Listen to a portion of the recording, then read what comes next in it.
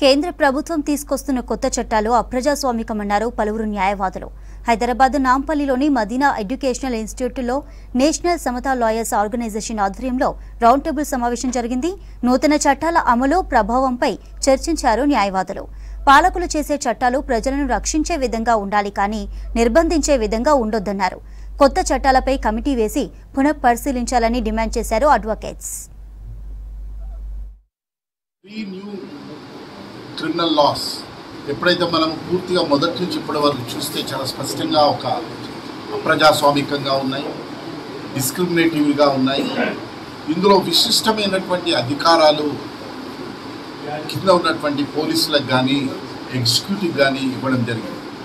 ఎక్కడైనా సరే ఒక కొత్త చట్టం పాత చట్టాలను తీసేసి కొత్త చట్టాలు ఇవ్వడం అంటే నూతనంగా వచ్చినటువంటి అనేక ప్రజల యొక్క ఆకాంక్షలు, పీడితుల మీద జరుగుతున్నటువంటి దాడులకి వీటన్నింటినీ కూడా సమీక్షించి ఈరోజు కొత్త చట్టాలలో తీసుకురావాల్సినటువంటి బాధ్యత పాలకుల మీద ఉంది.